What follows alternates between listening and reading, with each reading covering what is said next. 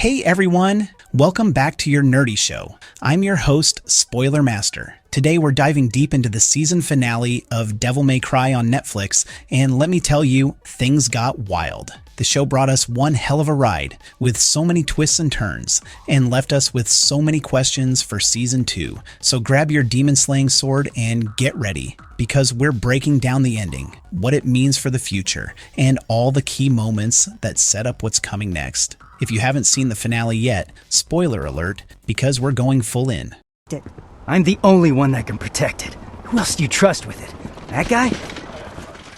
The battle to stop Hell from breaking through. Okay, let's start with the big picture. The season finale revolves around one central mission, stopping White Rabbit from breaking the barrier between Earth and Hell. Now, this barrier has been in place for millennia, thanks to Dante's father, Sparta, who set it up to protect Earth from the full force of Hell. But White Rabbit, he's got a plan to tear that barrier down, and to do that, he needs a few specific things: the Sword of Sparta, 2 pieces of an amulet, and the blood of both Dante and Vergil. Yeah, you heard that right. Vergil is alive, but we'll get into that in a bit. Now, White Rabbit has most of what he needs to break through. He's got the Sword of Sparta, and he's got the 2 amulet pieces. But there's one key thing missing: Dante's blood. So to protect Earth, Mary, one of the main characters and a demon sympathizer, steps in to make sure that Dante's blood doesn't fall into White Rabbit's hands. But things don't go as planned. When Mary is overwhelmed by White Rabbit's demonic forces,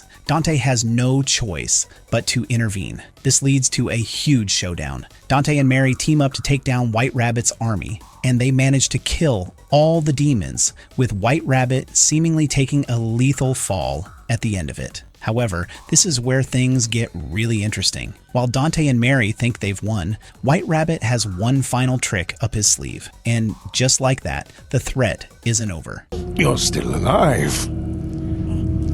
Good.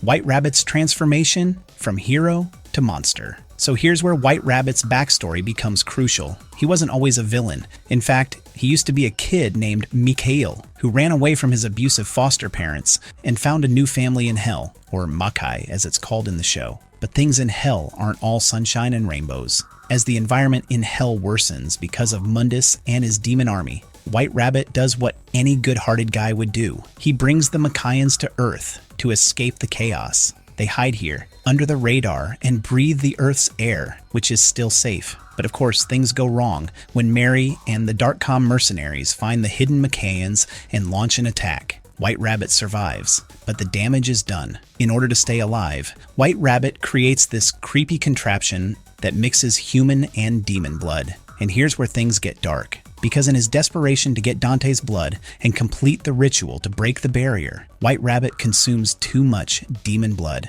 This turns him into this grotesque mutated monster, and that's when the chaos really begins. The final fight: White Rabbit versus Dante. After White Rabbit undergoes his monstrous transformation, things get out of control in a big way. Baines, who's a key figure in the show's corporate and political storyline, and his right-hand Anders show up on the scene in a helicopter. While they try to assess the situation, Dante, Mary, and a few soldiers are left behind to face White Rabbit in a brutal fight. Now, we know Dante is no slouch when it comes to demon fighting, but even with Mary's help, White Rabbit is just too powerful in his new form. It's an absolute bloodbath, with Dante's friend Enzo being one of the casualties. This is a major moment for Dante. Sure, Enzo wasn't always the most trustworthy guy, but he was one of Dante's few human friends, and his death hits hard. This sends Dante over the edge, unlocking his demonic side. But even in this form, Dante is struggling to hold his own against the mutated White Rabbit.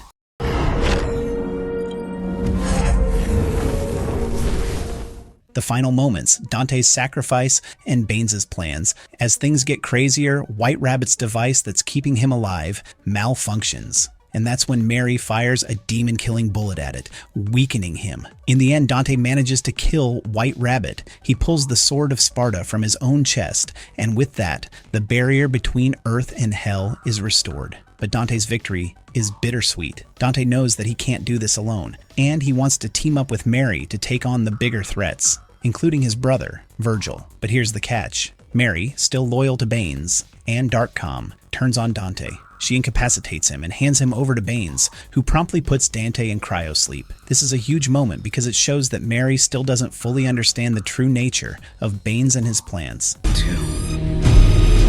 I am that storm.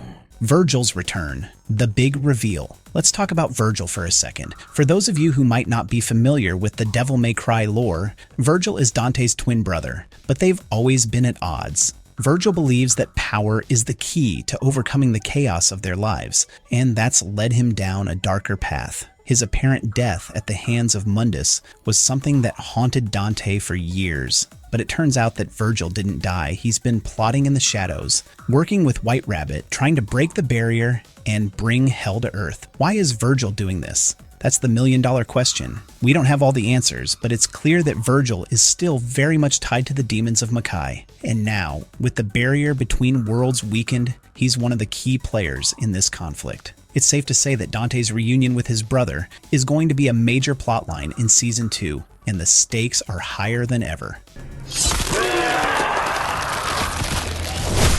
Season 2, Tease. What's coming next? The final moments of Season 1 are setting up some seriously intense stakes for Season 2. Baines, having taken White Rabbit's portal machine, uses it to invade Makai. He brings in the Ouroboros Corporation, led by Arius, to mine Hell's resources. Earth's resources are almost depleted, so the next logical step is to exploit Hell for everything it's worth. But here's the problem. Mundus is not going to sit idly by and let these human invaders take over his realm. So we can expect a power struggle between Mundus, the Ouroboros Corporation, and the characters we've come to care about. Also, Vergil has some unfinished business with Dante. He's likely going to continue his mission to rescue the Makaians trapped in the Ouroboros detention facility. But will he realize that his brother is alive? And what about Mary? Will she finally see the truth about Baines and switch sides? Season 2 is shaping up to be a total war between Earth and Hell, and it's going to be wild. We might even see Sparta return to the fold. If anyone can stop the chaos, it's probably him. Or that sword out in the world.